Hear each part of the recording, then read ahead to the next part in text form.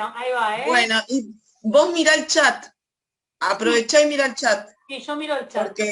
porque todo no puedo y me cuelgo, la verdad. Sí, Ya te voy diciendo que me voy, me voy y me pierdo. Bueno, ¿qué tal? ¿Cómo les estuvo yendo? ¿Estuvieron escuchando mi superclase rarísima por online? Ah, yo me veo rarísima, ¿no? Ustedes seguro deben decir, bueno, la misma profe de siempre, pero me escucho, me veo rarísima. Pero estuvieron escuchando, ¿entendieron algo? ¿No entendieron nada? ¿Dijeron esto que es chino básico o no? ¿Era fácil, era sencillo de entender? ¿Qué les pareció? Sí, profe, era bastante sencillo de entender, las teorías se entendían bien. El tema es que del formato como estaba subido, costaba pausar el video, no se podía pausar. Entonces, Qué raro. nada, yo opté por grabar la pantalla y poder pausar y poder Claro. retrocederlo y como para tomar apuntes también. Pero sí, lo demás se entendió, la teoría y todo eso. El tema del formato es que lo tenía que achicar para que el sistema del campus me lo aceptara por el peso. Entonces le tuve que cambiar y dar vuelta para que me aceptara por la cantidad de información que llevaba el paquete, ¿no? Pero bueno, buscaremos otros. Hay otras opciones, así que se puede probar varias. Ese fue el primero que me aceptó y fue el primero que dejé. Ya está, dije, bueno, que sea lo que Dios quiera. Bueno, hoy vamos a hablar del aprendizaje motor. Estuvimos hablando sobre el control motor. Y el control motor básicamente se centra en la comprensión del control del movimiento que ya tenemos adquirido. En cambio, el aprendizaje se enfoca en la comprensión de la adquisición o de la readquisición. ¿Y por qué nombro la readquisición? Es porque muchos deben pensar que todo lo que estamos aprendiendo en pediatría nos sirve para los adultos o los adolescentes que ya tienen movimiento adquirido. Y no, estas son teorías que están pensando en todos los pacientes que se atienden en kinesiología. Bien, y lo primero que dice que es un aprendizaje motor es un proceso de adquisiciones de las capacidades para realizar acciones especializadas. Bien. Entonces, cuando decimos procesos, nos referimos a procesos internos asociados a la práctica y a la experiencia.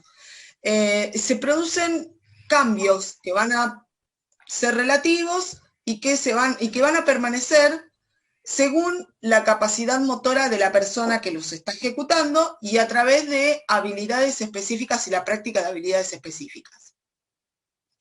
Lo que aprendemos se puede retener o almacenar en nuestro cerebro y se conforma la memoria, que sabemos que hay varias memorias, una memoria de trabajo, que es la que utilizamos para poder repetir una actividad dentro de una misma sesión terapéutica, y después tenemos las memorias a mediano plazo y a largo plazo, que son las que vamos a utilizar para repetir experiencias a lo largo de la vida.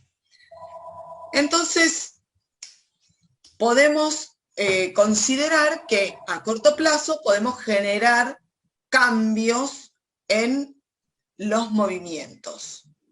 Dentro de la rehabilitación y la neurorehabilitación, el objeto es mantener las habilidades existentes, y en el caso de los que ya tengan habilidades, o sea, que tengan movimiento propio, voluntario, readquirir movilidades perdidas, y también el aprendizaje de nuevas destrezas con lo que físicamente pueden realizar. Entonces se considera una habilidad a la realización de un gesto típico, o sea, algo que hacemos típicamente. ¿Qué podría ser algo típico? Agarrar un objeto con la mano, que es algo típico.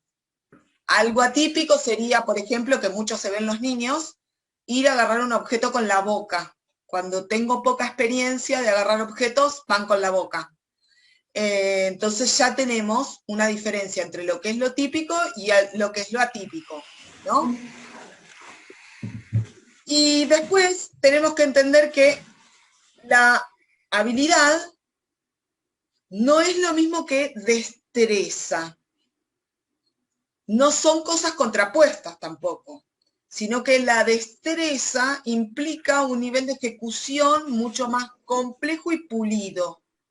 Y nosotros vamos a querer que nuestros pacientes primero sean hábiles y después que obtengan destrezas. Vamos ahí con los primeros conceptos del aprendizaje motor. Y después encontramos las teorías. Dentro de las teorías están, yo puse 3 nada más, hay un par más, pero yo puse 3 nada más.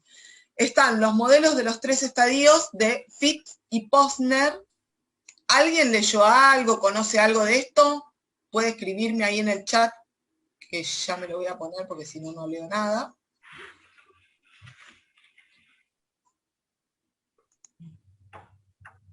Sí, no, profe, yo no escuché nada sobre esto.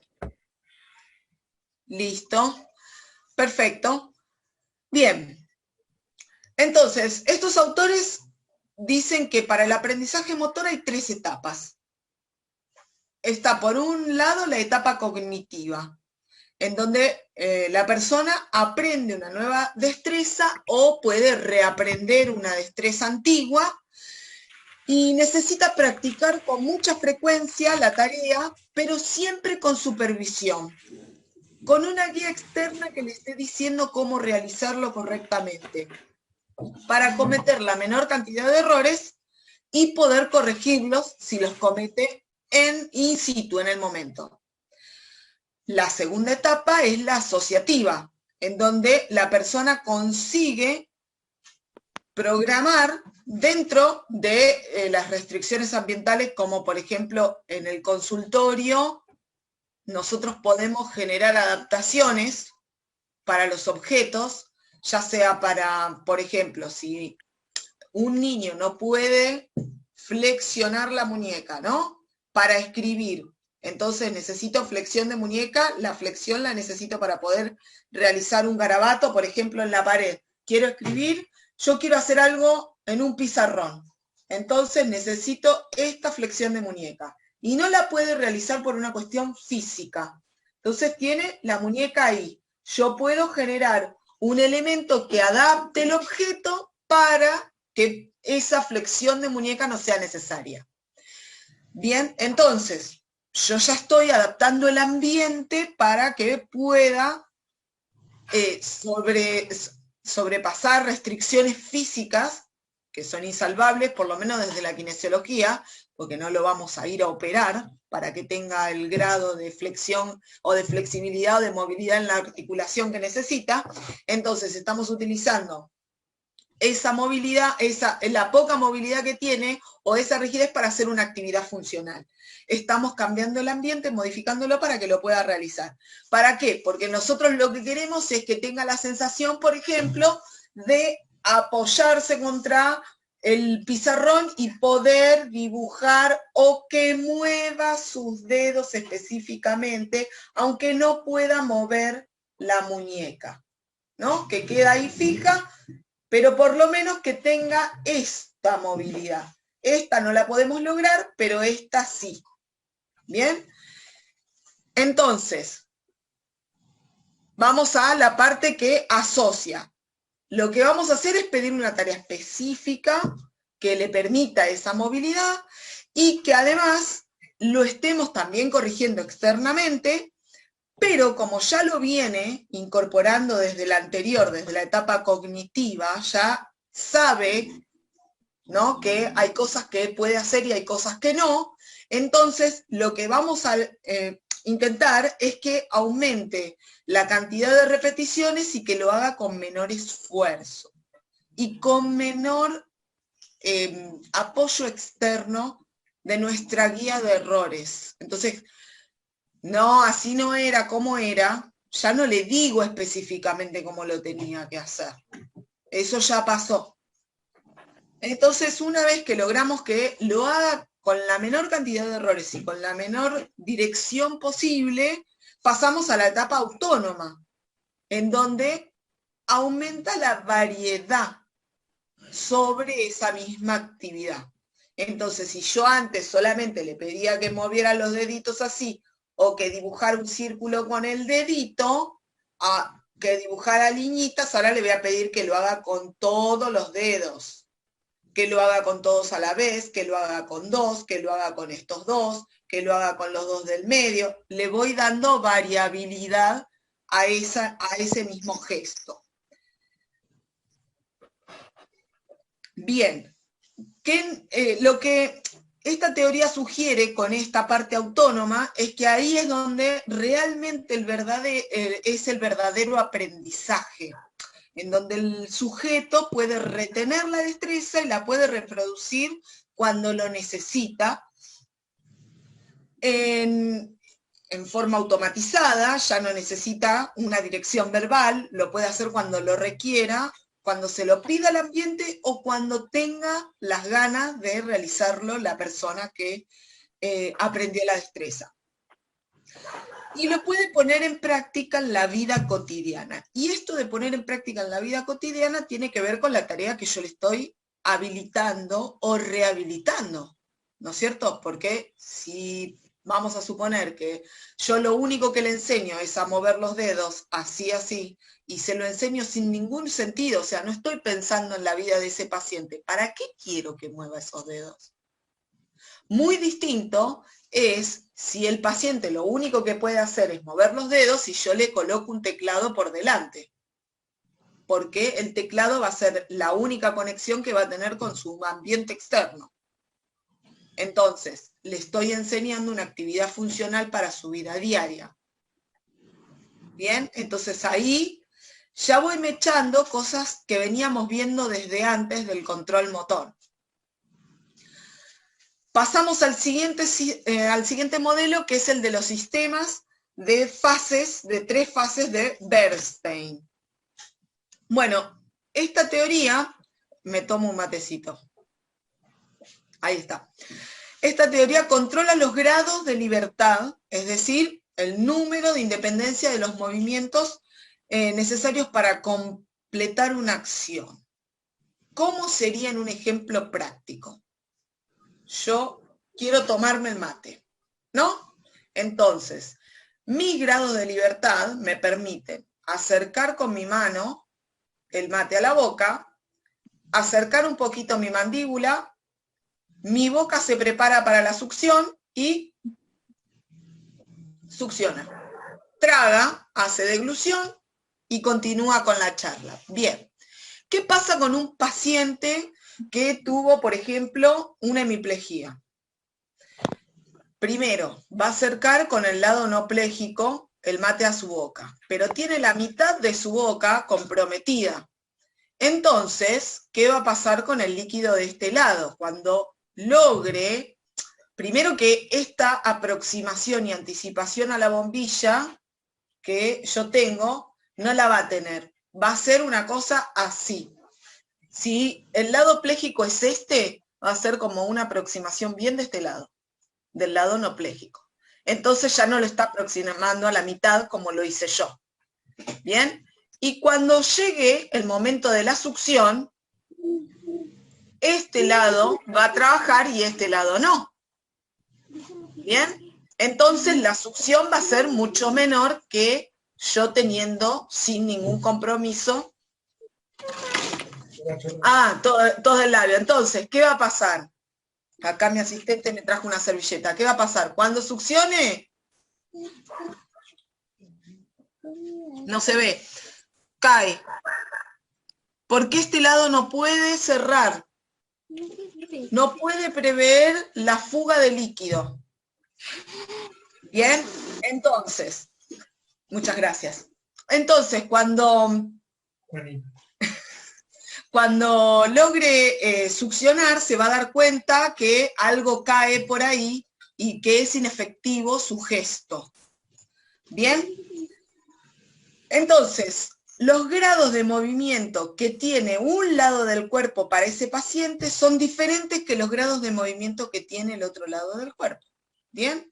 Esto es una persona que ya adquirió movimiento. En el caso de un niño, donde el conocimiento sobre la movilidad es poca, lo que va a suceder si hay algún impedimento de alguna estructura, en el caso de tomar mate vamos a suponer que el niño lo que le cuesta es mantener o sostener la relajación o la contracción correcta para la succión, ¿no? Entonces tiene espasticidad, tiene un aumento del tono. Entonces cuando quiere succionar, la boca se cierra con tal presión que queda la bombilla enganchada. Entonces, termina de succionar y no para nunca, no puede parar porque no puede soltar la bombilla le queda entre los labios. Hasta que no se la agarra con la mano y se la tironea, no sale. Entonces, ¿qué va a pasar? Ahí, los grados de movimiento, de libertad de movimiento de esa boca es mucho menor que el que tiene cualquier persona que no tiene espasticidad. ¿Bien? Entonces, a partir de este modelo de aprendizaje, divide en 3 fases. La primera fase, o la fase inicial, el individuo simplifica el movimiento. ¿Qué significa? Que lo hace lo más básico posible y sencillo. No se complica. Si sabe que tiene que tomar el mate, no va a agarrar el mate siquiera. Va a lograr ponerlo en una superficie, acerca la boca y toma desde donde puede. ¿Bien? No se lo complica. Y en todo caso, lo que sí va a hacer, va a tener una tendencia a agarrar la bombilla, porque ya sabe que le queda ahí atorada. Entonces, tiene una tendencia a agarrar el elemento que sabe que le va a quedar trabado. Bien simple. Cuando logra pasar a la fase avanzada, que es la que le continúa, el sujeto comienza a ganar grados de libertad, permitiendo que el movimiento tenga un mayor número de articulaciones participando, incluidas en la tarea. En este caso, los grados de movimiento de la boca no implican muchas articulaciones, solo tenemos la ATM y nada más. Sí, quizás las articulaciones de la mano que podrían estar participando en sostener la bombilla, que si esa mano no necesitaría participar, solo tenemos la ATM. Entonces, en este caso particular de succionar la bombilla, lo que va a utilizar, fíjense que la ATM tiene una gran variedad de movimientos, va a utilizar menor cantidad de movimientos. ¿Bien? Entonces pasa a la fase experto. ¿Y qué sería el experto? Es aquel que los grados de movimiento que utiliza, obviamente son los menores para realizar la tarea, pero la tarea es mucho más efectiva y es de una manera muy coordinada. Entonces, volviendo al ejemplo del mate, tenemos el chico con espasticidad. Si nosotros logramos que el niño se lleve el mate a la boca, que succione, que logre relajar después la ATM, que abra un poquito y que saque el mate, sin utilizar la presión de la bombilla para traccionar, aflojando los labios y que su gesto no sea de sino que esté relajado, logramos que relaje, ahí estaríamos en el último nivel, en donde los grados de libertad están siendo controlados en forma coordinada por la persona que está ejecutando la acción. ¿Bien? ¿Se entendió hasta ahí o voy muy rápido? Me pueden escribir en el chat si quieren. 10 puntos. Perfecto. Muy bien. Ahora vamos al último, al modelo de 2 fases de Gentile. Y él, por suerte, puso 2 fases, ¿no? Más fácil para nosotros. Entonces, la primera fase incluye entender el objetivo que tiene la tarea. Entonces, primero tiene que comprender que lo que se quiere es que se tome el mate. Y tomar el mate implica acercárselo a la boca, succionar, sacar el líquido del mate y devolverlo a la mesa. Eso sería tomar un mate en forma completa, ¿no es cierto? Bien, que desarrolle una estrategia para hacer eso. Obviamente con lo que tiene para realizar esa tarea, ¿no?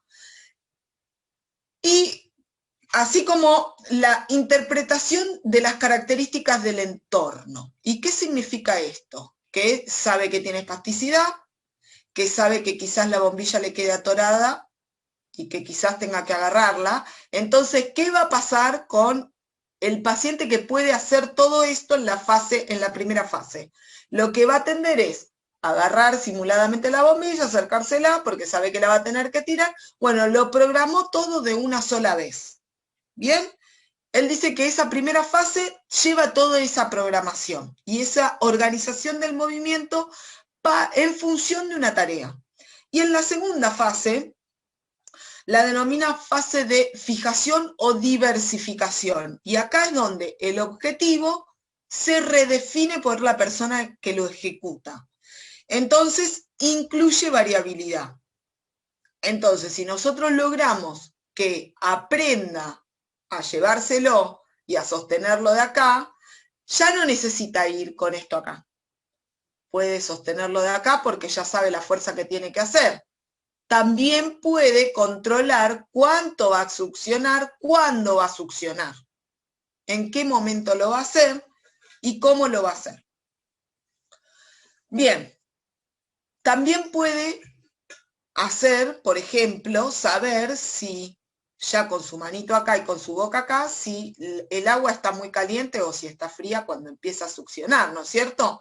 Que incluso lo hacemos nosotros, que ya sabemos que cuando viene muy caliente, excepto cuando estamos distraídos y apurados, que le mandamos el sorbo y nos quemamos enteros, pero si venimos con tiempo y estamos concentrados en la tarea, a medida que va subiendo el líquido, nosotros vamos notando la temperatura que este tiene.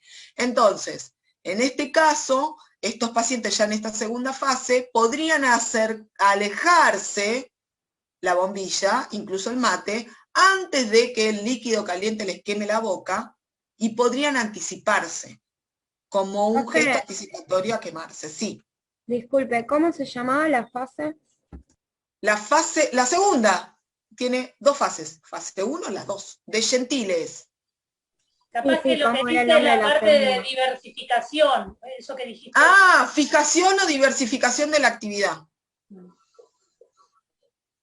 Eso es lo que es digamos, la parte principal, el objetivo principal de esa segunda fase, la diversificación o la fijación de una tarea principal.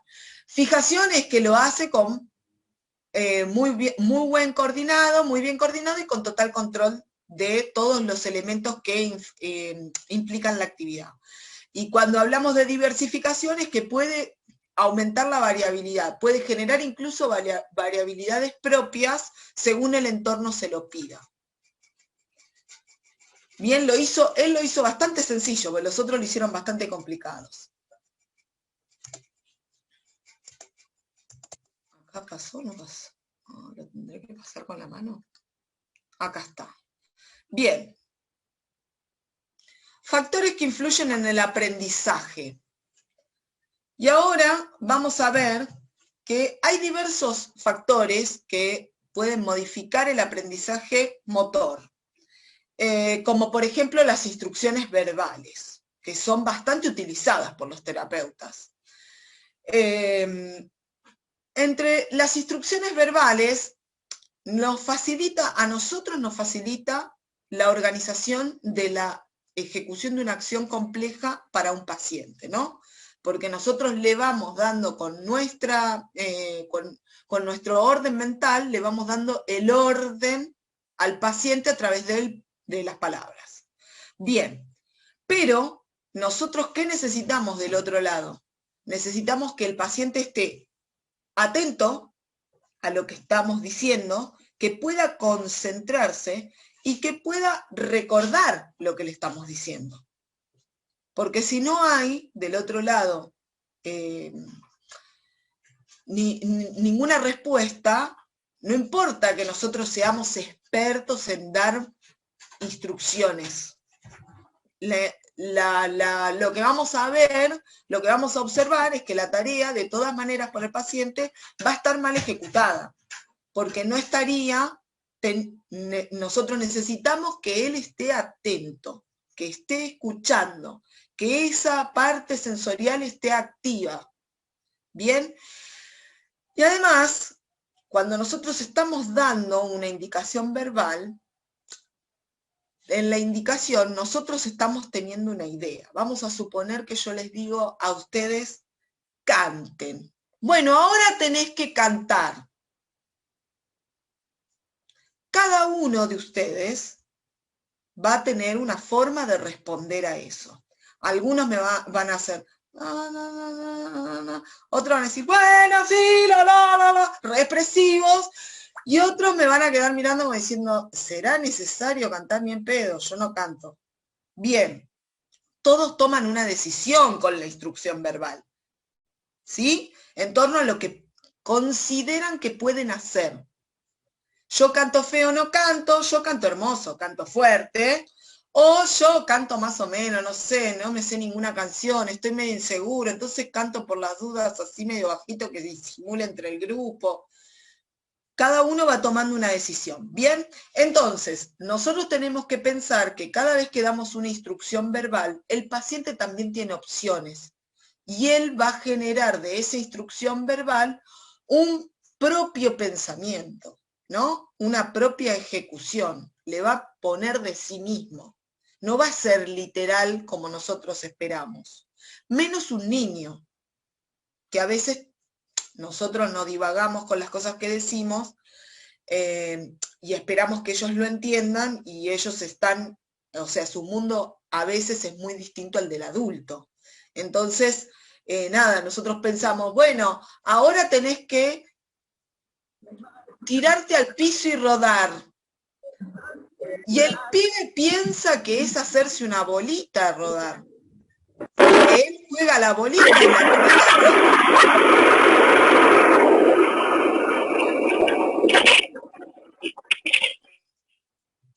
Hay alguien que se le disparó el micrófono.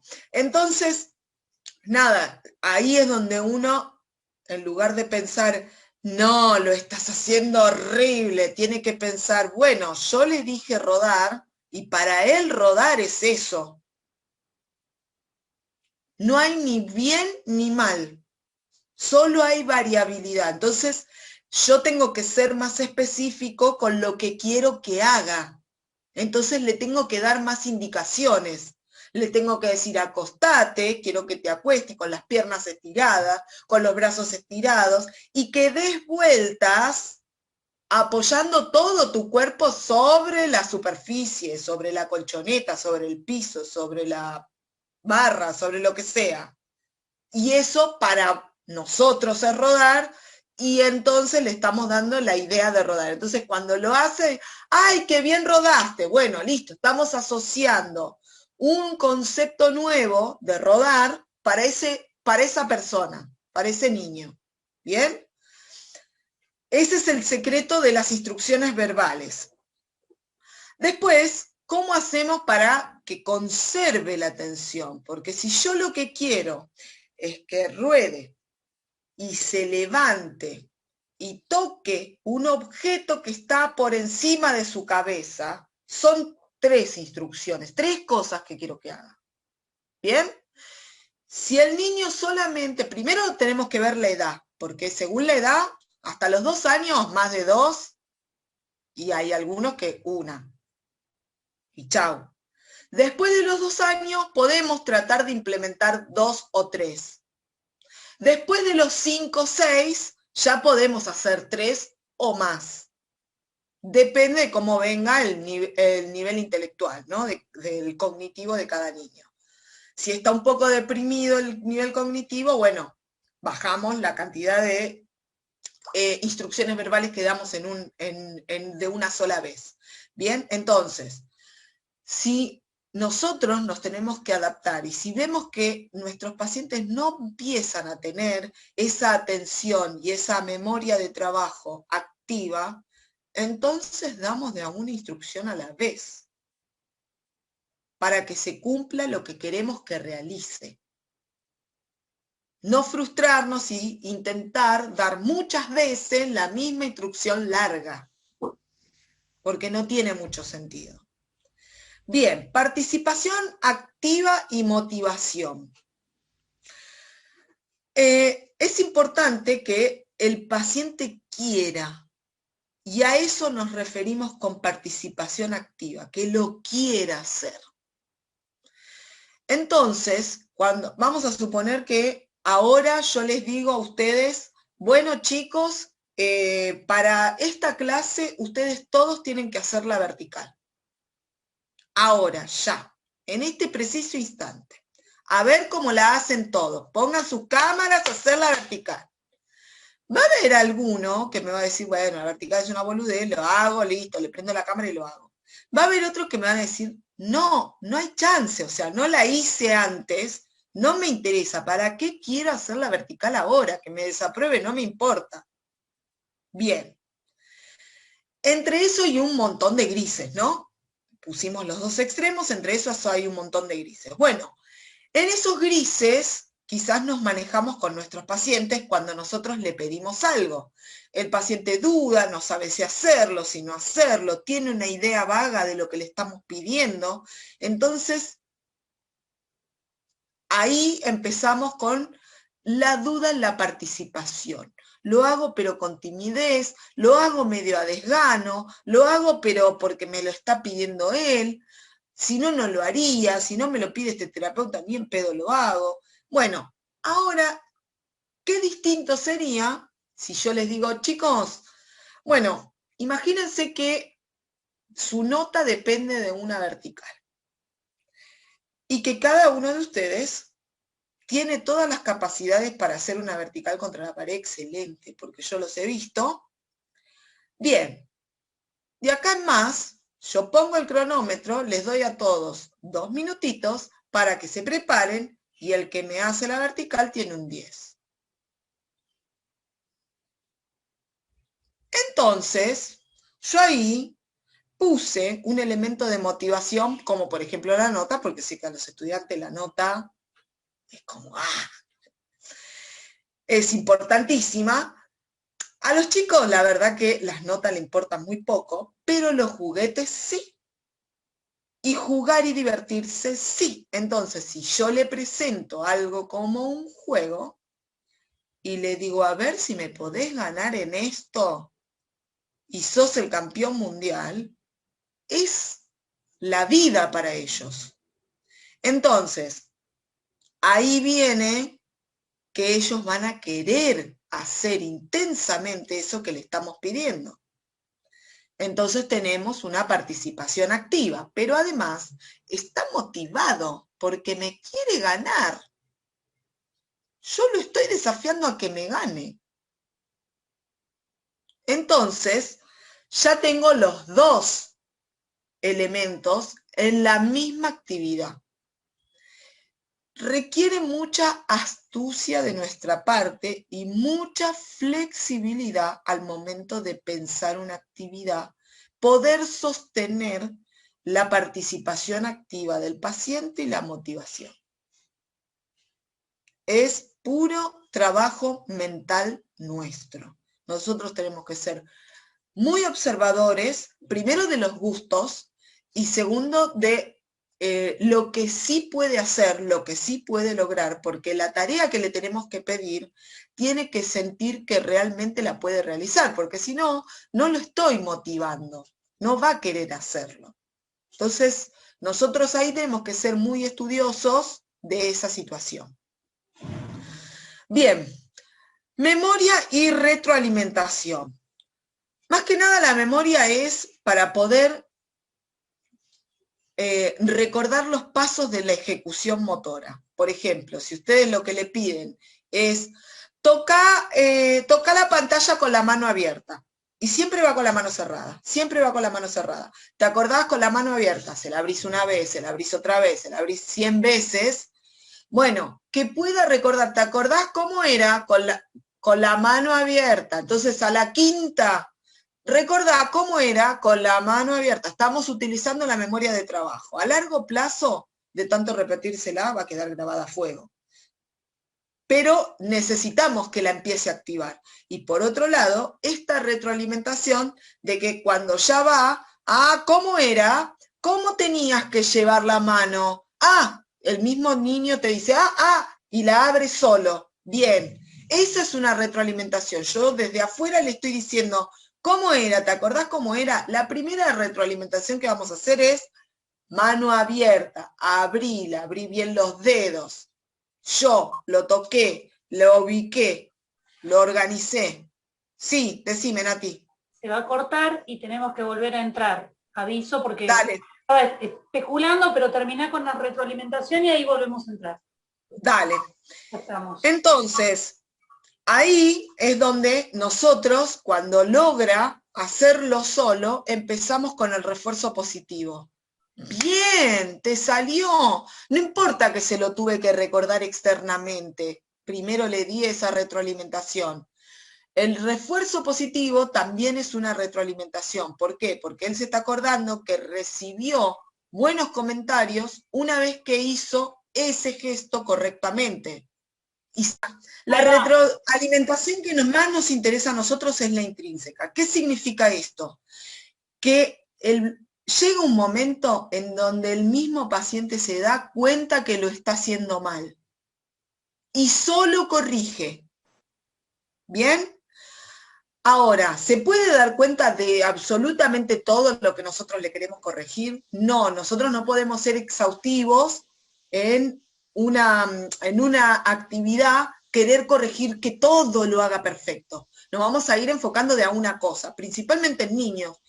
Y hasta en adultos que están bastante comprometidos también es recomendable. ¿Por qué? Porque si uno está todo el tiempo desde afuera corrigiendo, la información, la retroalimentación que le estoy dando es negativa.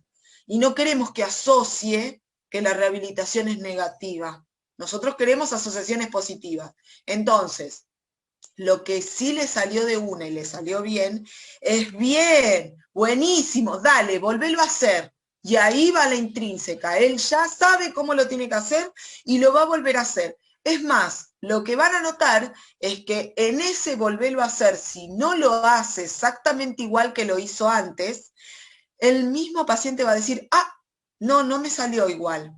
Perfecto, eso es lo que nosotros buscamos, que ellos ya sepan internamente cómo es correctamente que tienen que hacerlo. Cosa de que eso ya se grabó en la memoria a largo plazo. Entonces ya tenemos un aprendizaje significativo. ¿Bien? ¿Cuáles son los otros factores? Características y variabilidad de la práctica. Y esto es importantísimo, porque acá es donde está nuestra inteligencia. Las características de la práctica tienen que ser adaptadas a la posibilidad motriz del paciente. Yo no le puedo pedir a un paciente que tome mate si, por ejemplo, nunca vio una bombilla en su vida y no sabe succionar, no come por boca. Entonces, lo primero que voy a hacer no es pedirle que succione, es una actividad motriz bastante difícil. ¿Bien? Vamos a suponer que lo vemos por primera vez y lo primero que le pedimos es que se pare. Y resulta que nunca se paró ni nunca caminó.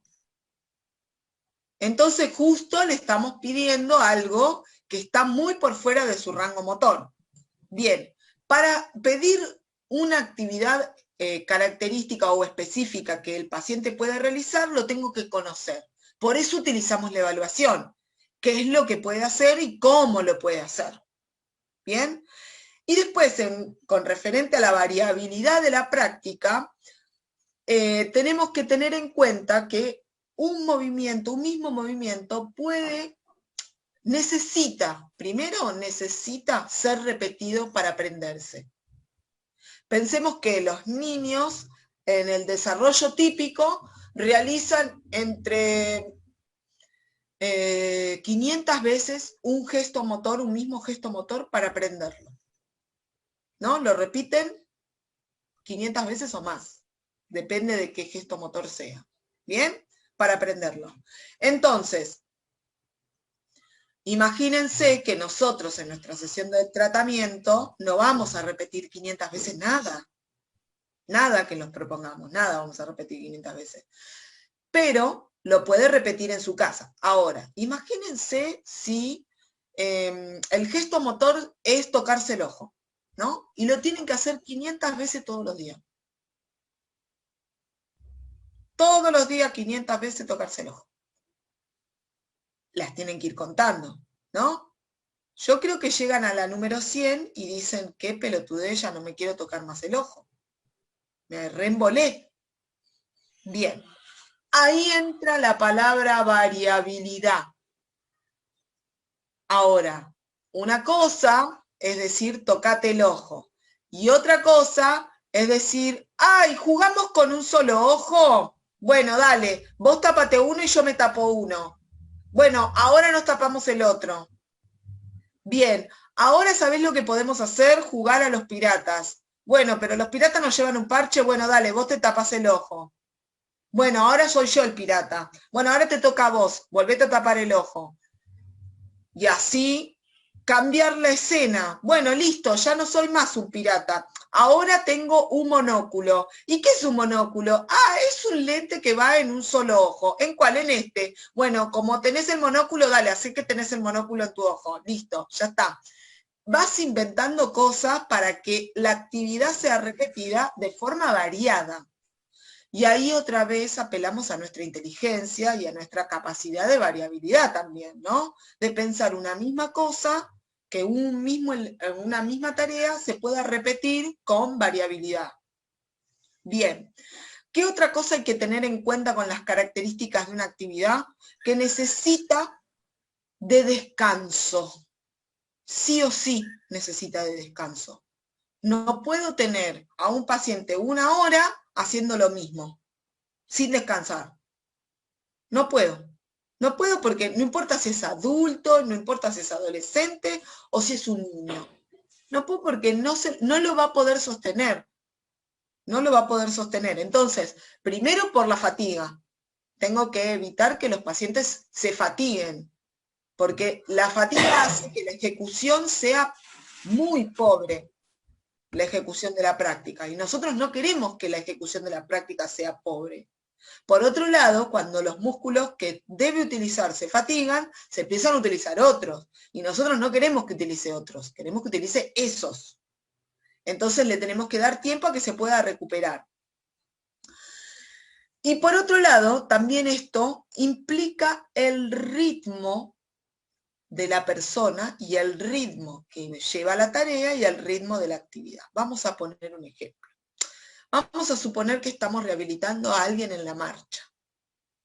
Hay una característica importante de la marcha, elijo la marcha a propósito, porque la marcha tiene una característica importante. Para poder hacer una cadencia de pasos en forma automática, necesito velocidad. Si yo voy despacio, es más difícil automatizar el paso. ¿Bien? Entonces necesito aumentar la velocidad para poder automatizar el paso. Bien. ¿Qué pasa si el paciente estuvo 20 minutos a velocidad automatizando el paso? Se la bancó, genial. Estuvo ahí pila, le salió genial y yo estoy recontenta como terapeuta porque le salió. Y el paciente está feliz porque le salió. Pero no puedo continuar 20 minutos más con la misma intensidad, porque se me va a fatigar. Y entonces va a empezar a compensar. Y entonces ya no es la misma marcha. ¿Bien? Entonces tengo que pensar cómo trabajar la marcha desde otro aspecto que no sea el desplazamiento, la locomoción, el desplazamiento en el espacio, trabajar la marcha desde otro lugar. ¿Para qué? Para poder darle un poco de descanso a esa musculatura y además disminuir el ritmo de intensidad de la sesión, porque una sesión no puede estar al 100% todo el tiempo. Si no, se va corriendo de la sesión de tratamiento. Cuando termina la sesión le abro la puerta, chau, chau, sale corriendo. Ya está, porque va con el ritmo de la marcha. Entonces ahí es donde uno tiene que empezar a modular y darle variabilidad y ritmo a las actividades. Y el ritmo en los niños es importante, Porque un niño que tiene problemas para concentrarse, o más que nada que los problemas de integración sensorial generan mucho movimiento o muy poco movimiento. Entonces, un niño que está desorganizado sensorialmente, van a ver que va para acá, para allá, para allá, para allá, para allá. Si nosotros permitimos que ese niño siga en esa desorganización y con esa velocidad de cambio en las actividades, estamos propiciando esa falta de integración sensorial. Él no lo pudo resolver por sí mismo, entonces busca estímulos del entorno continuamente para que lo regulen. Y si nosotros permitimos que siga buscando, no lo va a encontrar porque no se da el tiempo de saber qué es lo que lo regula y qué no. Entonces lo tenemos que bajar nosotros y buscar nosotros qué lo regula y qué no. ¿Qué pasa cuando es al revés? Cuando el niño no se engancha con nada del entorno y está ensimismado, bueno, ahí es donde nosotros no podemos empezar a los gritos, ponerle música, querer que baile, que salte, que trepe, que... No, por más que lo pueda hacer, por más que tenga las capacidades físicas para hacerlo, porque primero lo tenemos que convocar con el ritmo adecuado para él. Y él está bajito, entonces vamos con un ritmo bajo. Le hablamos muy bajito, le ofrecemos algo chiquitito, algo que se mueva un poquitito, que saque un poquitito la cabeza de acá abajo y trate de mirar el mundo un poquito más acá arriba. Y bueno, una vez que salió de ahí, bueno, tratar de llevarlo un poquito, si está sentado, pararlo, ir llevándolo muy lentamente y adaptarnos al ritmo que cada niño tiene. El próximo es la posibilidad de cometer errores. Y acá lo puse a propósito. La posibilidad de cometer errores no solo de los pacientes, sino nuestra. Porque a veces nosotros decimos, ¡ay, se cayó! Estamos jugando y se cayó el juguete y se fue. Y es un problemón para nosotros porque capaz que el chico venía entusiasmado, jugando, reentretenido y el juguete quedó en la loma de la peluca y nos cortó la actividad. Ahora, eso es si nosotros creemos que se corta la actividad. Nosotros podemos capitalizar eso, que aparentemente parece un error porque salió volando, como una actividad de búsqueda y adaptar la variabilidad de lo que estamos haciendo a esa actividad de búsqueda e incorporarla a la sesión de tratamiento. Para eso tenemos que ser flexibles. Con el paciente no, con nosotros. Nosotros tenemos que permitir que las cosas pasen y decir, ay, pasó, no pasa nada, me acomodo. Después está el error del paciente. ¿Qué pasa cuando el paciente se equivoca? Bien. Primero, evitar decir no. Primero, antes que nada, evitemos decir no. No, no, así no, no, no, no, es lo que nos sale automático. Evitémoslo. ¿Por qué? Porque la palabra no es una negación, asociación negativa de una actividad. Y nosotros no queremos que asocie que viene a terapia para que le digan que no. Entonces, ¿qué vamos a hacer? En lugar de utilizar el no, utilizamos el sí. Entonces yo le digo, bueno, lo que tenés que hacer es agarrar este cosito y ponértelo en la nariz. Y va y se lo pone en la oreja. Ah, ¿y esa es la nueva nariz? ¿Por ahí salen los mocos? Pregunto. No, no salen los mocos, te dice el nene. ¿Y por dónde salen los mocos? Por acá. Perfecto. ¿Dónde lo puso? En la nariz. ¿Tuve que decirle que no? No hizo falta. Ahora, para eso, en lugar de calentarme, porque no está haciendo lo que yo quiero que haga, ahí empiezo, me pongo en modo zen y digo, ay, a ver cómo puedo convencer que haga lo que yo quiero que haga, sin tener que cagarlo a pedos. Ahí eso tiene que ver más que nada con la capacidad de cada uno de flexibilizarse ante una situación y ser capaz de ser positivo, porque también el positivo tiene que salir de nosotros, no tiene que salir del paciente.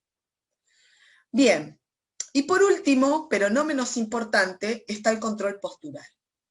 Y el control postural es importantísimo, ¿por qué? Porque cada actividad que yo le estoy dando información sobre cómo colocar su cuerpo y sostenerlo para mantener la tarea activa, ¿no? Entonces, si yo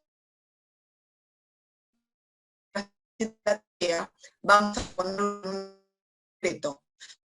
Que esté acá pegando cositas en la pared, ¿no? Entonces, para que esté acá pegando cositas en la pared, me voy a poner más lejos, así me ven. A ver, ahí. Está acá pegando. Se ve el power, no se la ve a usted. Ah, y pongan ahí para mirar. A ver, esperen que lo dejo de compartir. Un toque. Ahí está. Bien, entonces, estoy acá, ¿no? Vamos a hacerlo con miembro superior, nada más porque es lo único que se me ve. Estoy acá. Ahora, si yo le pido al paciente que esté acá haciendo una cosa con esta mano, y con esta tiene que estar apoyada. Ahora, si yo, en detrimento de que haga esta actividad, yo me enfoco en esta actividad y me olvido de esta mano y dejo que...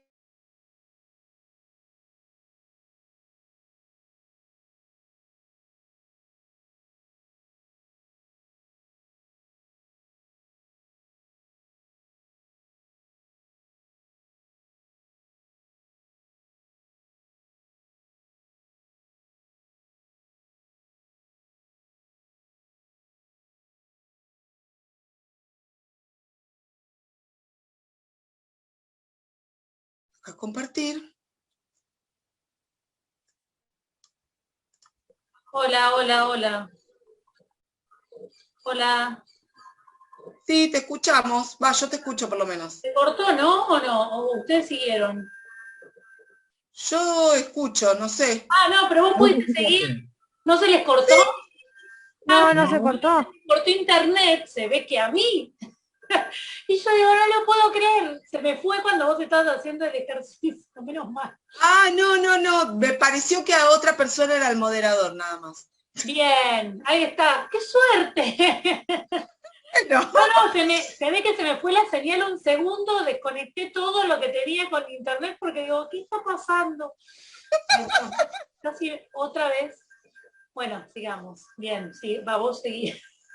Bueno, entonces, esto ya lo hablamos todo. Vamos por la integración sensorial. ¿Hay alguien que haya leído algo sobre integración sensorial, que sepa algo, que esté familiarizado por algún familiar o por alguna cuestión propia? ¿No? No, yo no, pero me cuento. Tiene que Bueno. ver con lo de tocar formas, asociar con letras, con, ¿cómo se dice? Textura, dura, blanda. Sí. Está en relación con eso, sí. Bien.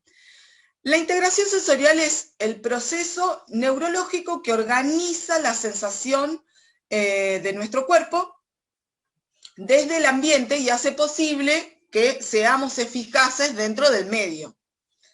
Cuando una persona tiene un déficit en la integración sensorial, en el procesamiento de la integración de todo lo que entra por los canales sensitivos, se produce un producto ineficiente que se lo denomina, ¿cómo era? Respuesta inapropiada o inactiva, una cosa así. Las terapeutas ocupacionales son las que lo tienen muy claro a esto, y es la base de su trabajo.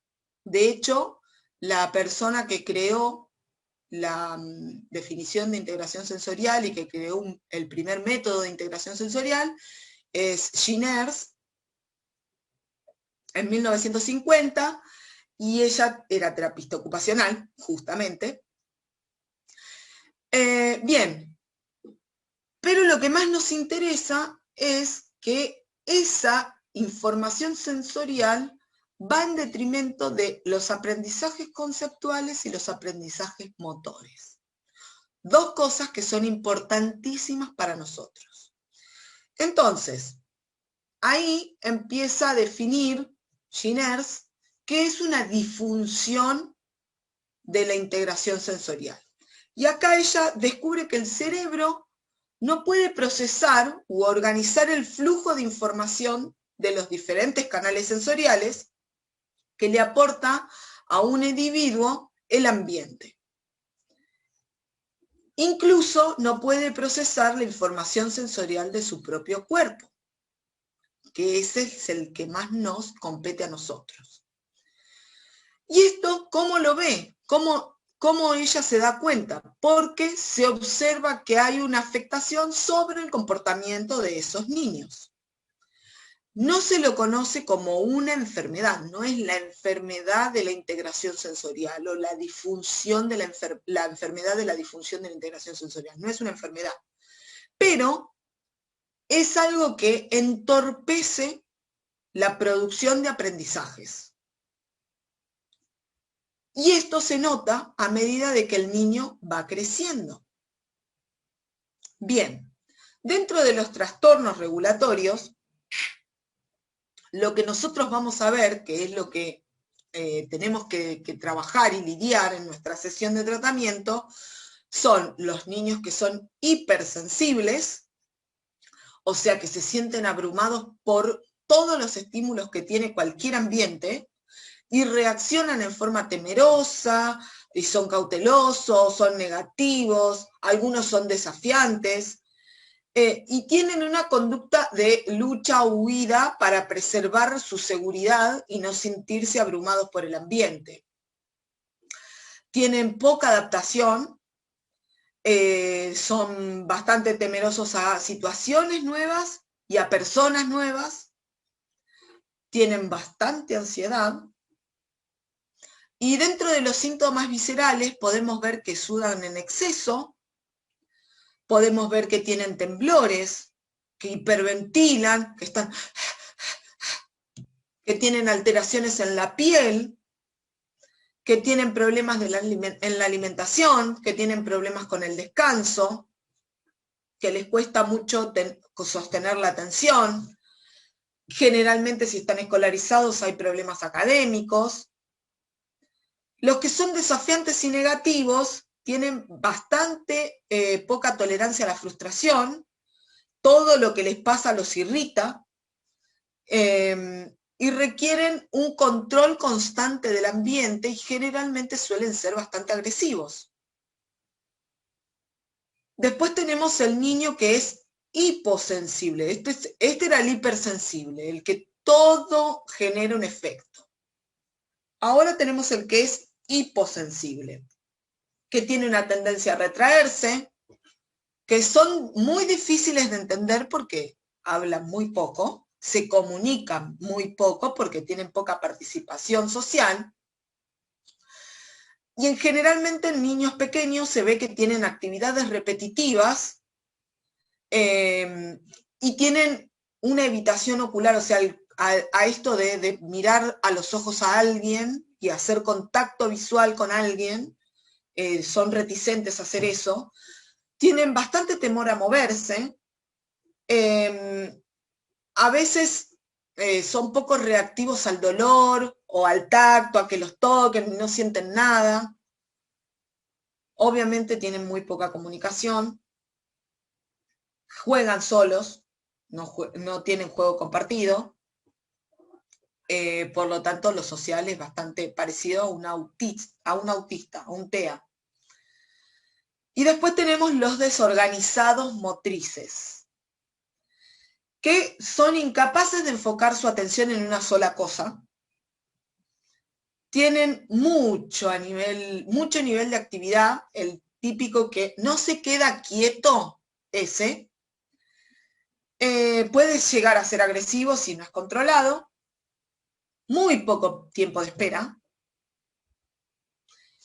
no puede sentarse a comer, no se puede sentar a jugar, no puede realizar actividades de concentración, o sea que lo académico, ¿no? Bastante complicado. Puede ser destructivo, de ir a romper cosas. Alguien levantó la mano. Ay, ¿quién levantó? A ver. Tengo como ¿Hay una pregunta? Pregunte. Abra el micrófono y pregunte nomás. No se te escucha, Jocelyn. A ver ahí, pero algo tenés abierto, pero no se te oye. Si no, escribila. ¿Puedes Ay, escribirla? no sé por qué no me aparece el chat. Sí, tiene... A ver... ¿La estás grabando? Sí, ¿no? Sí, sí. Está congelada, pero no te escucho. A ver. Si no, le ¿Yo? escriba. No, ella. No se fue. Bueno, que lo escriba y después lo leemos. Sí, porque es como que desapareció ahora. Bueno, escribilo cuando puedas y te lo contestamos. Dale. Bien. Tienen dificultades para controlarse a sí mismos, son reimpulsivos, no son previsores ni planifican lo que van a hacer. Obviamente, muy pobre relación, porque al no poder entablar una conversación porque todo los distrae, no pueden relacionarse con el otro, no pueden sostener una interacción con el otro, y generalmente son los TEA, los que son diagnosticados con déficit de atención. Ahí está, ahí lo que dice es eso, que ella, Jocelyn, tiene un nene con TEA. Con TEA. Sí, y que tiene todas esas características que estuviste mencionando, sí. Ah, qué suerte con la pandemia. Difícil. No puede hablarte de, o sea, está no debe tener micrófono, pero bueno, cualquier cosa. Bueno, no importa. Vos, Jocelyn, seguí escribiendo que te lo vamos a leer. En algún momento cortamos y te lo leemos, no te preocupes. Bueno, entonces, ¿qué vamos a hacer nosotros con estos chicos que además, si tienen un problema motor, ¿no? Porque generalmente van a llegar a nosotros porque tienen un problema motor. Bien, los autistas y los TEA no llegan porque tienen un problema motor. Llegan porque tienen un retraso del desarrollo, que no es un problema motor específicamente, que es lo que se trabaja en estimulación temprana. Bien, pero hay muchos chicos que no tienen la máxima expresión de un TEA o de un autista, pero son hipo o hipersensibles en algún aspecto en algún canal sensorial, y además tienen problemas motores a nivel neurológico, ¿no? Los que son PC, los que tienen EGNE, esos bastantes. Los que tienen artrogriposis, que son raros por suerte. Entonces, ¿qué cosas nosotros podemos utilizar para ver qué pasa con estos niños? Primero, entender que los canales sensoriales son los afectados y cuáles son los canales sensoriales que nosotros podemos trabajar. Nosotros trabajamos bastante con lo propioceptivo, o sea, con los hipersensivos táctiles, los que les cuesta que los toquen o que necesitan que los toquen muy fuerte para entender que algo pasa en ese ambiente. Los que tienen problemas propioceptivos vestibulares, como por ejemplo aquellos que les cuesta moverse, que el movimiento les genera pánico, temor, o aquellos que el movimiento les genera, esto es los que les genera pánico, temor, son los que tienen disfunción a nivel sensorial de utrículo y sáculo. Los que tienen problemas en los canales semicirculares generalmente tienen afecciones, se los ve con mareos, vómitos, se descomponen.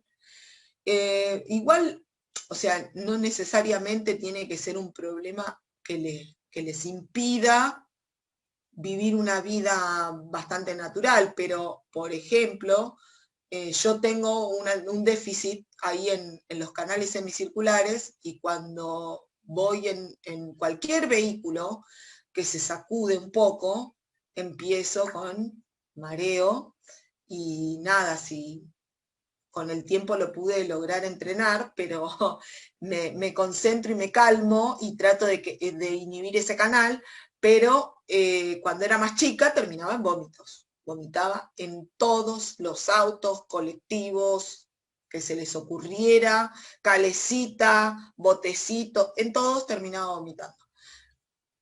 Bueno, obviamente de grande descubrí que eran mis canales semicirculares que estaban sensibles. Pero bueno, les va a pasar que ustedes dicen, ay, qué divertido, hay una hamaca en el consultorio sensorial de acá y la podemos usar y el pibe no quiere ni subirse ni a gancho.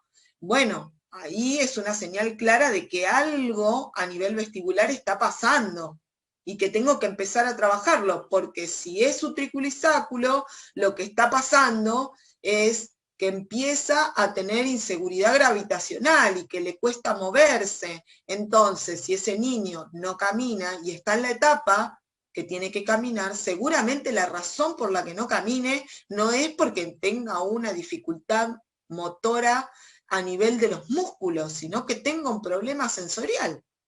Y tenemos que abordar ese problema, ya sea por hipersensibilidad o hiposensibilidad, ver cómo desensibilizamos ese canal para que pueda funcionar, para que la vida cotidiana sea funcional para ese niño. Bien. Por otro lado, tenemos el alerta. Y ahí encontramos que hay niños que tienen como un alerta muy bajo, en donde están despiertos, sí, pero ustedes le preguntan, hola, viniste a jugar, ¿te gusta algún juguete? Y el nene nada. Lo mirás, no te mira. Le tocas la mano y le decís, este juguete, se la llevás para que toque el juguete y el pibe nada. Mira para otro lado, está en su mundo. Ahí empezamos con una alerta muy bajo. Y después nos encontramos con el niño que le decimos, hola, ¿qué tal? Viniste al consultorio, le abriste la puerta y te tocó todo en 2 segundos y desparramó todo. Bien, ese tiene la alerta pum para arriba, ¿no? Las dos cosas las tenemos que regular ese alerta, encontrar un término medio, ¿no? Entonces, en el primer caso, en donde sabemos que no lo llegamos a estimular mucho, que le cuesta mucho llegar, tenemos que encontrar el canal sensorial que se activa bastante y ayudarnos por ese canal sensorial para poder activarlo. Por ejemplo, si vemos que no tiene problemas de moverse, pero cuando llega el momento de mirar, no quiere mirar objetos. O ustedes le dan una señal verbal, una indicación verbal y no responde. Bueno, evidentemente a lo verbal responde poco y a lo visual responde mucho. Entonces, ¿qué vamos a hacer? Carteles para que nos responda mejor a nuestra terapia, hasta que podamos acoplar esto de lo visual, el cartel, con mi indicación verbal, que vayan de la mano, para que los pueda ir asociando, para que en algún momento las dos cosas, los dos canales estén igualmente activos. ¿Qué pasa con el otro? Con el otro que se activa con todo, pasa una mosca y se activa. Entonces, ¿qué hago? Vacío el consultorio de elementos estimulantes. Y la segunda cosa es las estimulaciones que le doy yo. No me muevo rápido, no hablo fuerte, no hablo rápido, no juego actividades de velocidad. El ritmo es lento. Bien, las actividades son convocatorias con un solo objeto. No le doy 1.000.000, uno solo. O sea que eso de jugar con pelotita, ni en pedo. Con ese no. Bien, entonces ahí ya le voy modulando la atención. La alerta, perdón. La atención es focalizarse en una tarea. ¿Qué pasa con los hipo? Los que generalmente tienen poca alerta se concentran como en exceso en cosas totalmente insignificantes para los terapeutas, como una raya en el piso, ¿no? Y ve esa raya y dale a la raya y dale a la raya y vos decís, ¿cómo lo saco de acá? Bueno, uso esa raya, la dibujo en otro lado y la llevo a otro lado para que haga lo que Moa quiere. ¿Qué pasa con el otro niño, ¿no? Que tiene que tiende a parecer que se enfocan mucho, pero no se enfocan nada. Entonces ahí es donde aparece un solo objeto, y que se enfoque en ese, y sí, se va a aburrir. Entonces ahí es donde nosotros tenemos que empezar a pensar que ese único objeto puede hacer 1.000.000 de cosas. Y nosotros le tenemos que encontrar la vuelta para que ese único objeto sirva para jugar en toda la sesión y que se concentre en ese. Entonces no vamos a variar el objeto, la atención va a estar en el objeto, lo que va a variar es la actividad. Después está el afecto, y el componente emocional, principalmente en los niños menores de 3 años, es importantísimo. Generalmente los niños se autorregulan ya a los 3 años solos. En realidad ya al año, los niños tienen una tendencia a empezar a intentar autorregularse. ¿Qué significa autorregularse? Que si por alguna razón yo me angustié, me sentí mal, el niño llora, demostrando esa incomodidad emocional, pero empieza a calmarse. De a poquito, uno le da espacio y se empieza a calmar. Bien, la autorregulación depende de la modulación con mamá o con papá, con la gente que lo tenga en casa, que lo cría en casa, ¿no? Entonces, si mamá me ayuda a modularme poniéndome a UPA y amacándome, obviamente, cuando yo esté en otro lado, voy a querer lo mismo. Entonces, ahí está nuestra astucia con niños pequeños de preguntar a mamá cómo se calma. Y nosotros vamos a emular la acción de mamá.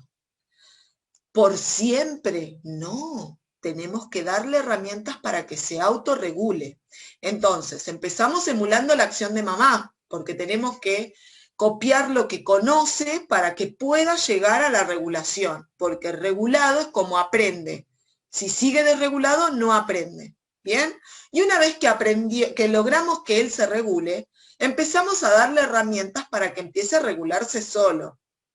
Sos un campeón. Ahora tratamos de respirar, nos calmamos, empezamos, y respirar es una mano en el pecho de ustedes, una mano en el pecho de él, y que él sienta la respiración de ustedes y la respiración de él. Ustedes tienen que respirar profundo y le muestran, respirás, ¿ves? Entra por la nariz, sale por la boca.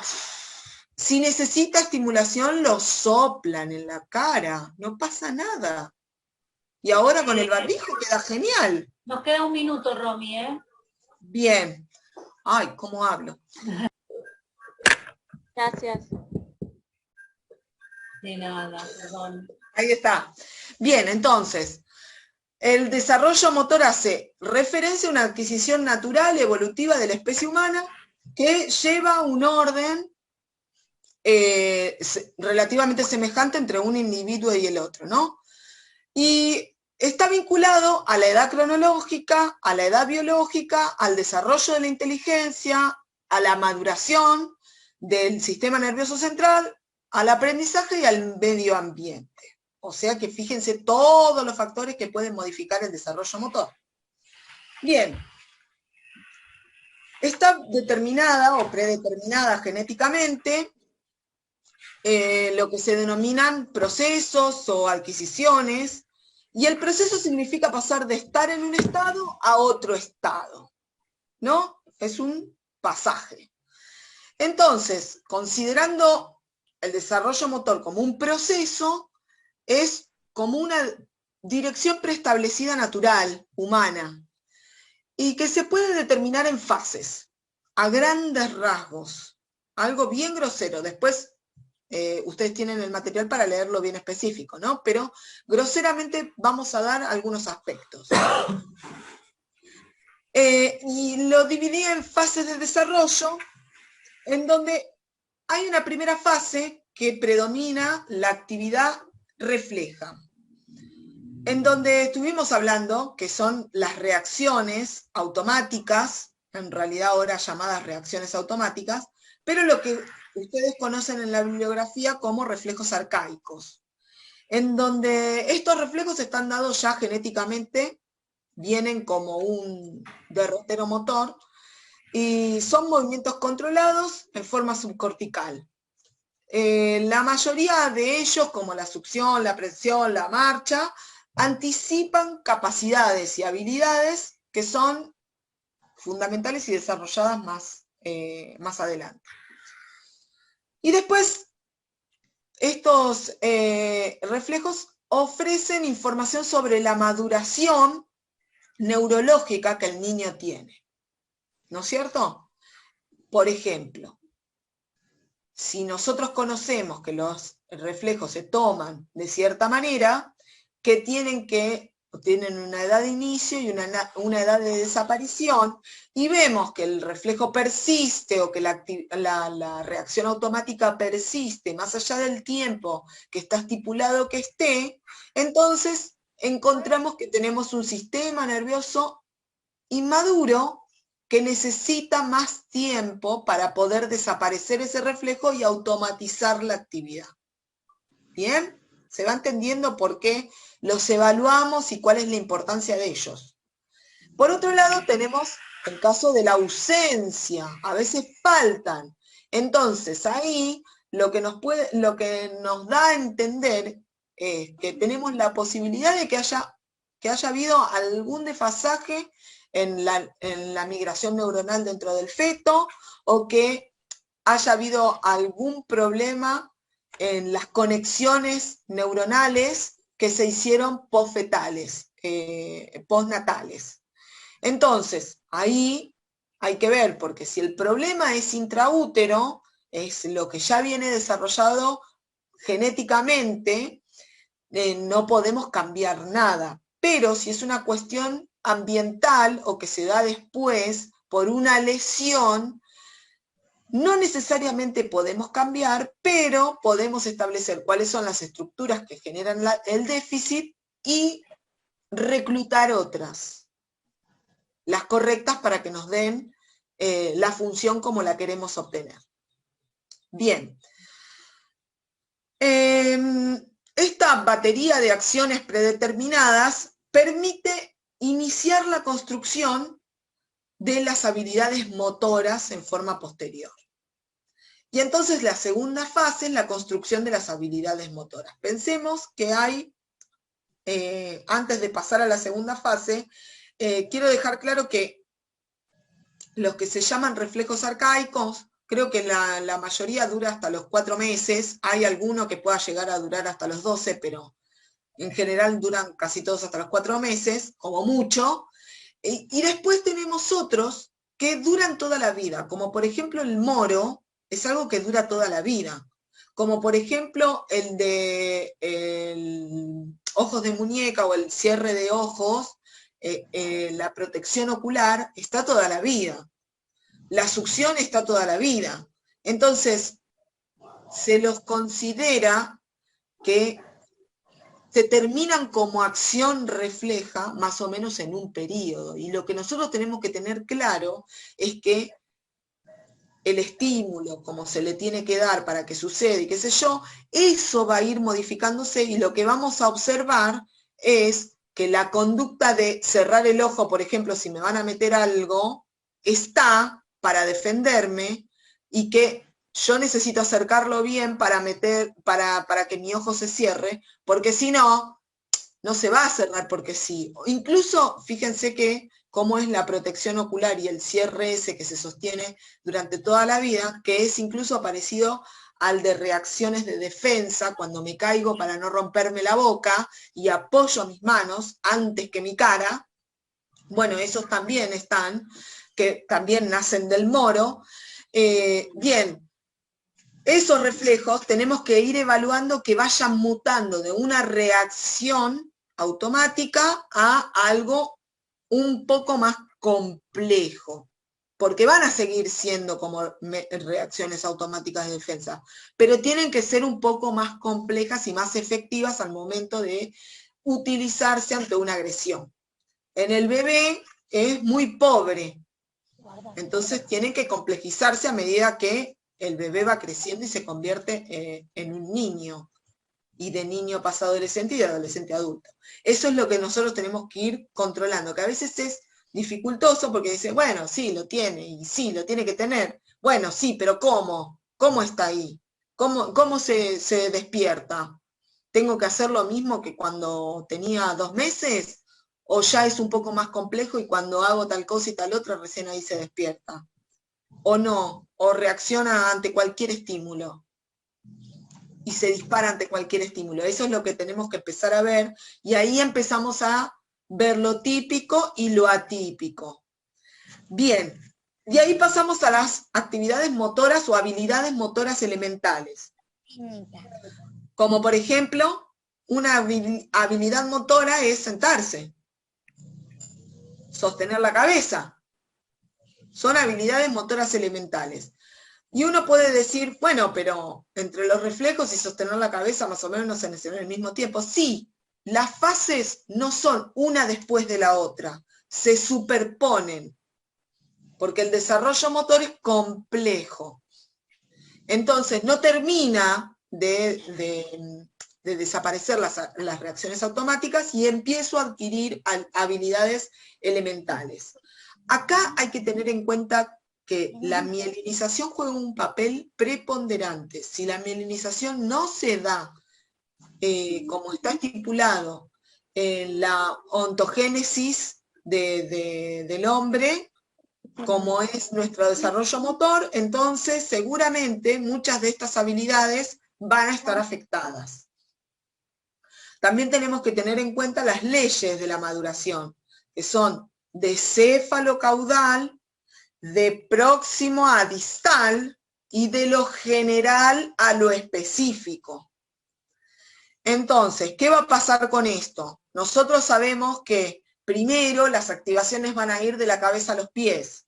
También sabemos que las activaciones van a ir desde el eje central de nuestro cuerpo, cabeza, cuello, tronco, hacia las extremidades. Y después sabemos que la generación del movimiento va a ser algo bien global acompañado con todo el cuerpo y después se va a ir especificando con articulaciones. Y ahí empezamos a diferenciar cómo son los niveles de control motor.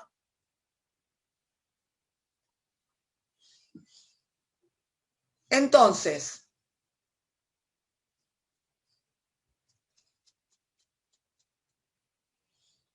ahí empezamos a desarrollar la diferencia entre lo que es el desplazamiento motor, la manipulación y la aprehensión, la locomoción. Desplazarse no es locomoción. ¿Por qué? Porque yo estoy reptando, estoy gateando y me estoy desplazando. La locomoción es considerada como la marcha. Entonces, la otra cuestión es la alimentación y la manipulación de objetos. La alimentación es importante porque de la alimentación va de la mano la comunicación. ¿Bien? Y la aprehensión es importante porque el cerebro es tan inteligente como la mano tan operativa. Entonces la cognición y la aprehensión van de la mano.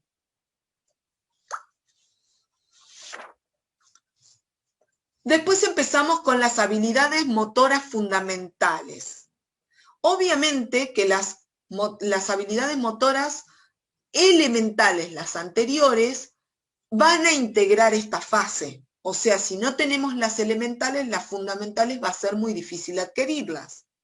Y están en directa relación con la formación motriz física, la organización corporal, el engrama motor, y más que nada empieza después de que adquirimos lo básico para desplazarnos. O sea, ya una vez que aprendimos a caminar y que somos estables caminando, más o menos 2 añitos, de ahí en más empezamos a afinar esas habilidades y empezamos con las fundamentales, a volvernos un poquito más exquisitos con aquello que adquirimos.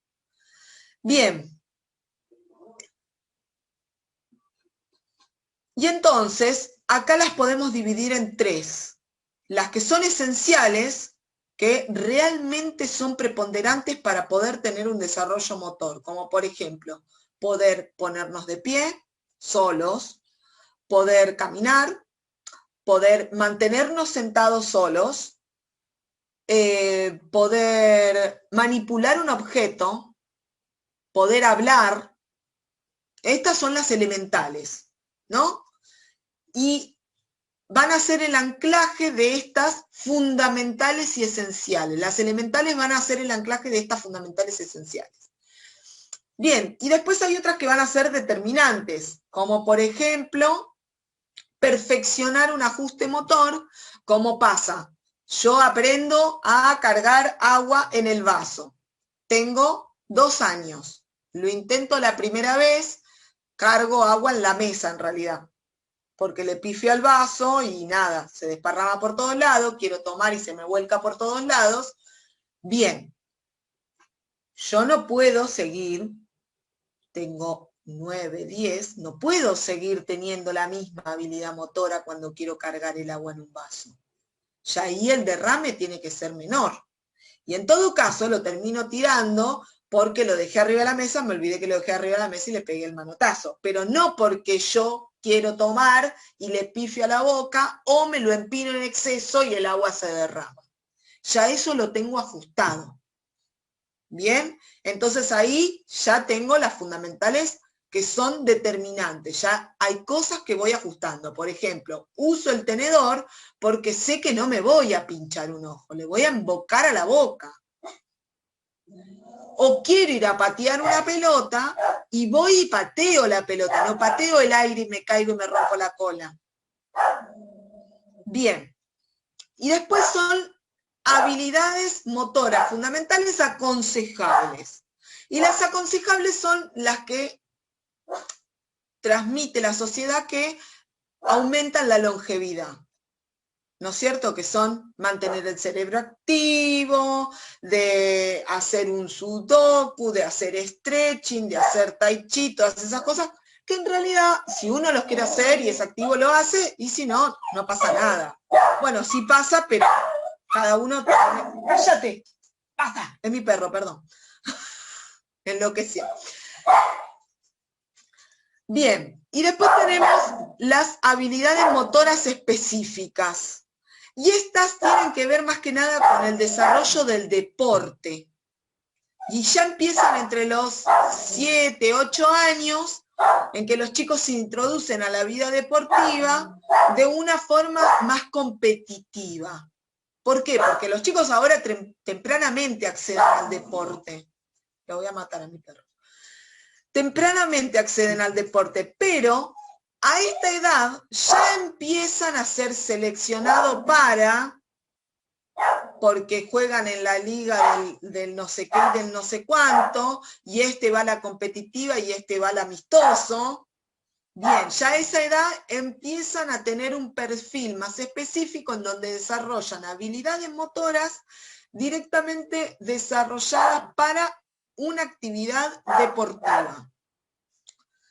En el caso del deporte, aquellos niños que se dedican a trabajar, que hay, tristemente, pero lo hay, esas actividades motoras específicas van a estar desarrolladas en pos del trabajo, que es lo que más van a realizar.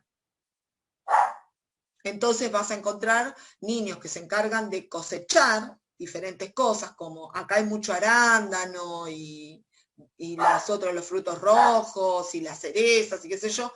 Y como son frutos pequeños, utilizan los niños más que nada porque tienen los dedos más delicados.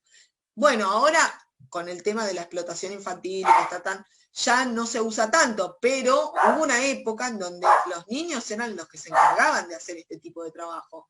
Y ellos tenían una delicadeza con la pinza fina muy entrenada. Entonces, ¿qué significa para nosotros? En esta edad, estos niños que ya adquirieron habilidades y que son medias toscas, las podemos refinar. Bien, y después tenemos las habilidades específicas deportivas especializadas, que son el deporte de alto rendimiento, que más o menos son a nivel de los 11, 12 años, en donde ya podemos pensar en un atleta de alto rendimiento, en el caso de los niños que no tienen trastornos del desarrollo motor. ¿Qué pasa con nuestros niños con trastornos del desarrollo motor? No es la época del alto rendimiento, pero sí es una época para tratar de mejorar la calidad del movimiento que ya tiene adquirido, evitando que el desgaste natural que percibe ese cuerpo por las deficiencias físicas que tiene, que sea lo menor posible. Como por ejemplo, un paciente que le encanta cargar mucho sobre una pierna y no sobre la otra, y la otra vive volando por ahí, la pierna que carga todo el tiempo va a sufrir un estrés tan grande que en algún momento va a claudicar. Entonces es el momento ideal para empezar a decirle a esa pierna, ¿sabes qué? Empezá a relajar y usá la otra, activa la otra, carga la otra, y sí, si lo hago antes, mejor. ¿Por qué? Porque cuando llega ese momento, ya la otra ya carga. Entonces lo que voy a hacer es que haga cosas complejas como la que usa habitualmente. Entonces, si yo juego a la pelota y siempre pateo con la misma, porque me apoyo sobre una que es con la que siento seguro, bueno, voy a patear con la otra en esta época. Voy a aprovechar eso. Bien. Entonces, las habilidades motoras son la expresión final de la conducta motriz. Y lo que vamos a ver es que la expresión motriz también va de la mano con lo cognitivo. Cuanto yo me puedo mover es cuanto puedo conocer el mundo. Cuanto puedo conocer el mundo, más puedo hacer referencia sobre él y puedo puedo pensar sobre él, hacer ideas, tener ideas. Entonces voy a tener pocas ideas si tengo poco desarrollo o poca movilidad y control de mi espacio. Cuanto más control y movilidad tengo de mi espacio, más ideas voy a tener. Mi mente más despierta va a estar, más conectada con el ambiente. Bien. Nosotros podemos, desde que somos bebés, podemos como entorno facilitar esto a través de la epigenética. ¿Y qué significa esto? Si bien vamos a suponer que tenemos un trastorno hereditario, ¿no? X, no importa cuál.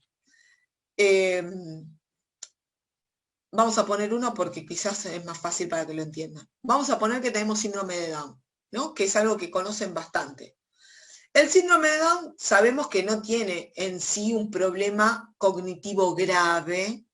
En pocos casos tiene un problema cognitivo grave, pero sabemos que tiene un tono corporal bajo. ¿Bien? Y que va a haber dificultades en el desarrollo. Ahora, para que ese niño se vuelva un niño lo más independiente posible, el entorno desde el momento que nace tiene que favorecer el desarrollo de todas estas habilidades que estuvimos hablando. ¿Cómo lo va a hacer? Lo va a hacer dándole la bienvenida, primero a ese bebé, con emociones positivas, con demostraciones de afecto, con mucho contacto físico, con mucho refuerzo positivo desde lo verbal. ¿Bien? A medida que ese niño crece y ya deja de ser un bebito, y empieza a tener cognición y empieza a tener, a interactuar con el medio, empiezo a darle herramientas para que la interacción con el medio sea lo más efectiva posible. Entonces, ¿qué voy a hacer? Me voy a anticipar. Yo ya sé que este nene se va a tener que sentar y que le va a costar. Entonces le voy a dar herramientas para que esté sentado, aunque le cueste, para sostener la posición. ¿De cualquier herramienta? No. Le voy a dar las justas para que sostenga la posición correcta durante el tiempo que esté sentado. Le voy a dar la información correcta con la posición correcta por un tiempo determinado, incluso antes de que él quiera sentarse. ¿Bien?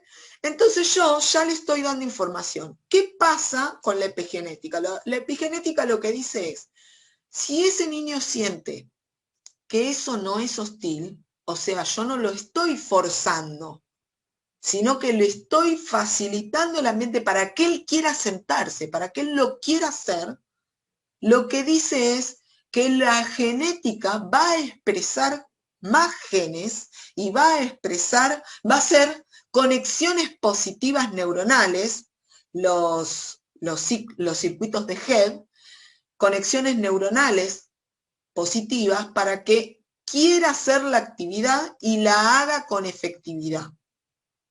Entonces, cuando la musculatura y el cuerpo esté disponible, ya tenga la edad cronológica y biológica para poder hacer ese desarrollo motor, lo va a hacer exitosamente. ¿Qué va a pasar? ¿Qué pasa a nosotros los terapeutas? Nosotros los terapeutas nos queremos apurar y pensamos que es un éxito, en el caso del síndrome de Down específicamente, que se siente en el tiempo biológico que se tiene que sentar. Y que si logramos que lo haga, ya está, listo, nosotros hicimos epigenética y le ganamos.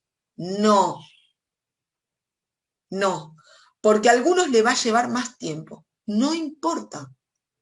No importa que le lleve el tiempo que le tenga que llevar. No nos volvamos locos con el tiempo cronológico de las cosas, de la adquisición. Lo importante es que lo adquiera, en algún momento lo adquiera. ¿Por qué? Porque ese elemento que estamos eligiendo, no estamos eligiendo chuparse el dedo, estamos eligiendo sentarse. Ese elemento es un elemento fundamental para desarrollar otras cosas más adelante, como por ejemplo la motricidad fina y la habilidad en sus manos. Entonces, vamos a tratar de hacer que eso se produzca de la manera más efectiva posible, sin pensar en el tiempo, sino en la efectividad y en la alegría que ese chico va a sentir al lograrlo, que él sienta que es un logro propio. ¿Bien? Esto implica un compromiso muy grande de parte del terapeuta y un compromiso muy grande de parte de la familia, porque la terapia tiene que continuar en casa. Si no, esto no se logra. Y ahora entramos en el mundo de las superficies móviles. ¿Cómo vamos a hacer que estos chicos que tienen este desarrollo motor deficiente o atípico empiecen a lograr cosas? Nosotros necesitamos que estos chicos aprendan a moverse y que aprendan a moverse bien. Para eso tenemos que estar seguros que los chicos se activan, ¿no? Y que usan los músculos como los tienen que usar. Las superficies móviles nos permiten producir movimientos controlados, en donde nosotros podemos regular la capacidad del músculo de activación. Si nosotros queremos activar un grupo muscular y lo hacemos en forma grosera y excesiva, lo que estamos logrando es fatigar a ese chico, que no logre la actividad, asociación negativa, listo, la terapia es una porquería y no quiero ir. Esa asociación los chicos la hacen rapidísima. Entonces, ¿qué vamos a hacer nosotros? Nosotros vamos a darle desafíos pequeños, controlados dentro de estas superficies móviles, en donde nosotros vamos a mover la superficie, no la superficie las va a mover el niño. Nosotros le vamos a dar la movilidad a la superficie y nos va a permitir controlar el rango de movimiento y de contracción muscular que queremos hacer en esa actividad. Por eso las utilizamos tanto y son tan importantes. Y después, para poder controlar eso, lo vamos a hacer con las facilitaciones. ¿Y qué son las facilitaciones? Son técnicas neuromusculares, proprioceptivas, con el fin de obtener respuestas motoras específicas, sabiendo que el sistema neuromuscular está actuando de la manera que nosotros queremos que actúe. Muy bien, tratando de emular el movimiento normal. Desafío. Lo vamos a lograr y en casi todos los casos no importa. pero nosotros vamos a intentar copiar el movimiento normal. No porque queremos que nuestros pacientes se muevan en forma normal y lo demás son patéticos, pues son anormales. No. Sino porque el movimiento que conocemos como normal tiene una coordinación muscular. Hola. Hola. Bueno. No sé, de todo. El perro no deja de ladrar. Si tienen que entrar, entren, porque no deja de ladrar este perro. Están en la puerta. Mis hijos me vuelven loca. Bien.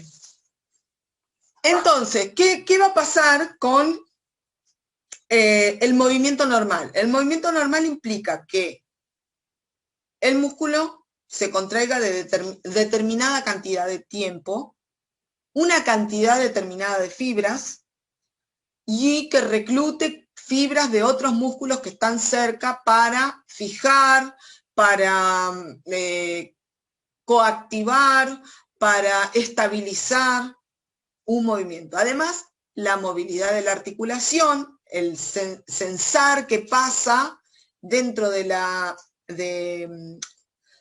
articulación, los sensores intracapsulares, y además que el sistema nervioso esté activo, sensando lo que está pasando en el medio para poder adaptarse a lo que está pasando en el medio. Bien. ¿Qué es lo que nosotros queremos hacer? Lo que nosotros queremos hacer es imitar un movimiento normal para que todas esas cosas el niño las vaya regulando y organizando para poder dar el movimiento más fino que pueda. Gracias por entrar, vayan, vayan. Vayan por allá. Ahí dejó de ladrar. Bien. Esta integración implica que nosotros le demos información a los receptores internos, que le demos información al músculo, a los receptores musculares, de cuánto se tiene que estirar, de cuánto se tiene que contraer para que no se dispare el uso, para que no se dispare el órgano tendinoso de Golgi. Bien. Y además, vamos a estar dándole información a la articulación para saber cuánto tiene que flexionar y permitir la movilidad de esa flexión o de esa extensión, que no se tiene que trabar, y que esa articulación tiene que tener la posibilidad de corregir en micromovimientos los grados de flexión o de extensión para la actividad. Bien, todo eso pasa en un movimiento normal. Entonces lo que nosotros vamos a utilizar son los movimientos normales. A través de la facilitación, nosotros vamos a tener en cuenta qué va a pasar con cada una de estas estructuras, por eso las estamos analizando cuando evaluamos al paciente. Porque si nosotros no sabemos cómo el paciente las usa habitualmente, tampoco sabemos cuánto control tiene de ellas, cuánto registro tiene de ellas. Entonces, en nuestras actividades terapéuticas, la facilitación va a estar abocada en darle hincapié a esa información que está débil o que está dispersa o que no está bien integrada para que el movimiento sea lo más parecido a lo normal. ¿Bien? Con esto hay un montón de cosas que nosotros podemos hacer, de extensión, de resistencia, etcétera, hay un montón, pero estaría bueno que lo hagamos por lo menos con un rollo, qué sé yo. Quizás yo tengo una pelota, así que quizás para la próxima podemos hacer con una pelota, y acá con uno de mis pequeños les puedo mostrar algunas cosas que podemos hacer para controlar en un movimiento normal y cómo es esta teoría de la facilitación en la práctica. Lo único que espero es que empiecen a leer el material y que empiecen a pensar cómo lo aplican en lo práctico. ¿Bien? ¿Por qué? Porque todas estas ideas, que son teóricas, van en una actividad práctica. Nosotros la usamos en la terapéutica todas las sesiones. No es que las aprendemos y las teorizamos acá porque estamos locas. sino que las aprendemos y las teorizamos porque las necesitamos para interpretar a nuestros pacientes y lograr que ellos habiliten un gesto motor o que lo reeduquen. Bien, yo sé que es quizás un chino entender todo junto, pero de a poquito lo voy a ir mostrando a medida que la pandemia va a seguir. Mañana van a dar medidas nuevas, pero ya me han dicho que la pandemia va a seguir y que no nos vamos a ver en forma presencial, por lo menos no dentro de 15 días. Así que seguramente hagamos otra actividad virtual en donde les voy a pedir a ustedes que busquen una superficie móvil, vayan buscándose una superficie móvil, lo más fácil para mí fue la pelota. Ustedes, si tienen un rollo para pedirle prestado a un amigo o una pelota, búsquenlo, que vamos a empezar a tratar de trabajar, y un muñeco, porque necesitan facilitar a alguien, por lo menos en la idea, y después de que lo vean conmigo, lo practican ustedes y me pueden ir mandando videos y hacer intercambio de la información de, profe, yo lo hice así, pero no sé si lo estoy haciendo bien. Lo practican con uno de sus hijos, con su marido, no les digo con la abuela porque quizás es medio peligroso, pero sí con alguien que se preste y lo suben arriba del rollo de la pelota y lo van practicando a ver cómo les surge a ustedes. Y ahí van a ver que donde pongo la mano es importante, me tengo que dar cuenta de cuánto tengo que pedirle el esfuerzo y cuánto no, graduar esas cosas. Esos detalles solo se aprenden intentando. No hay otra forma. A ver, sí. Falta muy poco para que se corte esta, no sé sí, si... Sí, lo veo. Contenido. Bien. Iba a decir que una forma fácil de hacer un rollo es con latas forradas de algún material acolchado. 2 latas, por ejemplo, esas de leche en polvo. Si tienen alguien que tenga bebés, 2 latas unidas y forradas con algo, como para tener un muñeco y activarlo de esa forma, por ejemplo. ¿Sí? Como para, si no consiguen. ¿Sí? Sí, tal cual.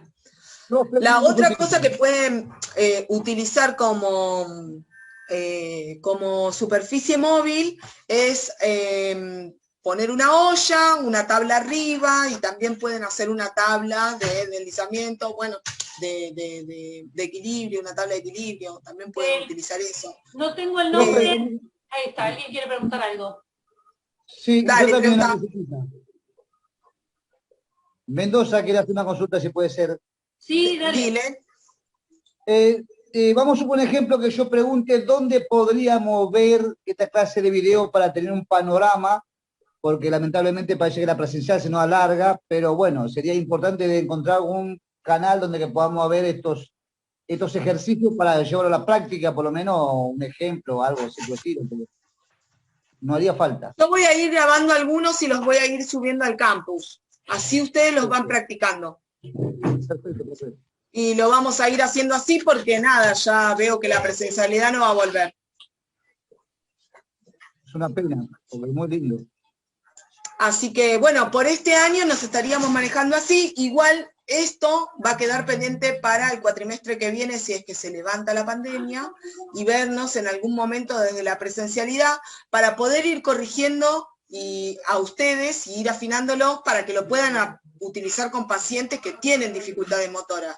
Primero practiquémoslo con gente que no tiene tanta dificultad motora, que es un pariente.